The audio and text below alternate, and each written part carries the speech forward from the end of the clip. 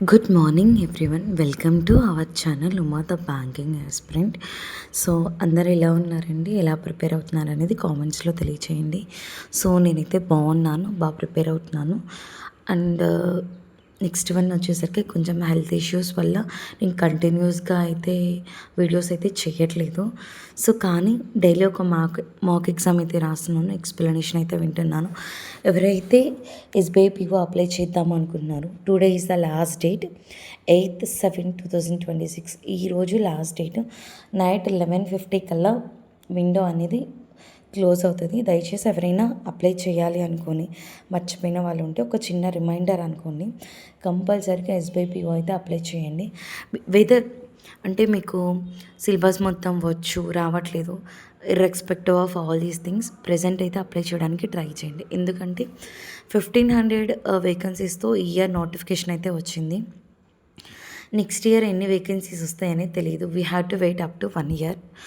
ఎందుకు అంటే next year ఇన్ని వేకెన్సీస్ రావచ్చు, రాకపోవచ్చు.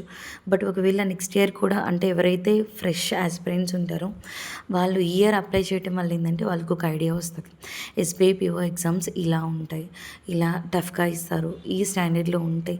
ఆ స్టాండర్డ్ అనేది ప్రిపేర్ అవ్వడానికి మీకు ఒక బేస్ అనేది దొరుకుతుంది. సెకండరీ థింగ్ వచ్చేసరికి ఎస్బీఐ పీఓ ఎందుకు ఎక్కువ మంది రాయరు, first thing. And SBI PO ఎందుకు అంత ఇంపార్టెంట్, ఫస్ట్ ఎక్కువ మంది ఎందుకు రాయారో చెప్తాను. ఎస్బీఐ పీఓ రిక్రూట్మెంట్ వచ్చేసరికి prelims, mains, group discussion, interview ఉంటుంది. సో అందరూ ఏంటంటే పీఓ ఎగ్జామ్స్కి జీడీ అనేది కొన్నిటికి ఉండదు, కానీ ఎస్బీఐకి ఎందుకు ఉండిద్ది అంటే if you are able to speak with the customers confidently, then we can able to run a bank as a PO officer. PO అంటే ఒక ఆఫీసర్ లెవెల్, అంటే మనం ఎంత కాన్ఫిడెంట్గా మాట్లాడుతున్నాం, ఏం మాట్లాడుతున్నాం అనేది టెస్ట్ చేయడానికి వాళ్ళు గ్రూప్ డిస్కషన్ అనేది పెడతారు. బికాస్ ఆఫ్ ద జీడీ చాలామంది కూడా ఒకాబ్ లేకపోవటం, లేదు ఇంగ్లీష్ అనేది క్లియర్గా మాట్లాడలే కారణం వల్ల ఎస్బీఐ పీఓ అనేది అవాయిడ్ చేస్తారు. ఎవరికైతే మంచి కమ్యూనికేషన్ స్కిల్స్ ఉన్నాయి, మంచి ఒకాబ్ అనేది మాట్లాడగలరు, they can easily crack this one. కానీ ఎస్బీఐ పీఓ ప్రిలిమ్స్ ఒక స్టాండర్డు, మెయిన్స్ ఒక స్టాండర్డ్ ఉంటుంది, జీడీ కూడా అదే స్టాండర్డ్లో ఉంటుంది. మనం ఎస్బీఐ పీఓ పర్ఫెక్ట్గా క్రాక్ చేయాలంటే కరెక్ట్గా నోటిఫికేషన్కి బిఫోర్ 6 months నుంచి మన ప్రిపరేషన్ అనేది స్టార్ట్ చేసి ఉండాలి.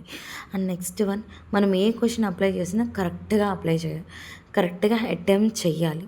That is the second important thing for the SBI. మీరు ప్రిలిమ్స్ అయినా రాయండి, మెయిన్స్ అయినా రాయండి, accuracy place a very crucial. Okay. Third point వచ్చేసరికి ఎవరైతే జీడీలో నేను కాన్ఫిడెంట్గా మాట్లాడగలను, ఎలా అంటే ఎవరైతే డైలీ హిందూ ఎడిటోరియల్ కానీ లేదా ఇంగ్లీష్ మ్యాగజైన్స్ కానీ చదువుతారో వాళ్ళకి ఎస్బీఐ పీఓ గ్రూప్ డిస్కషన్లో మాట్లాడడానికి చాలా ఈజీగా ఉంటుంది. This is my things I have learn from my seniors. ఎవరైతే ఎస్బీఐ ఎగ్జామ్స్ మెయిన్స్ ఇచ్చి గ్రూప్ డిస్కషన్ దాకా వెళ్ళారో వాళ్ళ దగ్గర నేను కొన్ని ఇన్పుట్స్ అనేది తీసుకొని ఇవి చెప్పడం జరిగింది. నేనైతే ఎస్బీఐ పీఓ ఇంటర్వ్యూ దాకా ఎప్పుడూ వెళ్ళలేదు, సీరియస్గా చెప్తున్నాను. నెక్స్ట్ థింగ్ వచ్చేసరికి ఐపీఎస్ పీఓకి ఎస్బీఐ పీఓకి డిఫరెన్స్ ఏంటి అంటే salary first difference, and next work style. PO అంటేనే స్ట్రెస్ జాబ్, ఆ వర్క్ స్ట్రెస్ అనేది ఎక్కడైనా ఉంటుంది. కానీ ఏంటంటే treating and salary is plays a very crucial role. And మీకు మంచి మెట్రోపాలిటన్ సిటీస్లో పడితే మీకు ఇన్సెంటివ్స్ కూడా అలాగే ఉంటాయి. సో ఎవరైనా అప్లై చేయకపోతే త్వరగా అప్లై చేయండి. నెక్స్ట్ కొత్త వాళ్ళు ఎవరైనా మన ఛానల్ చూస్తుంటే లైక్ చేసి, షేర్ చేసి, సబ్స్క్రైబ్ చేయండి. Thank you.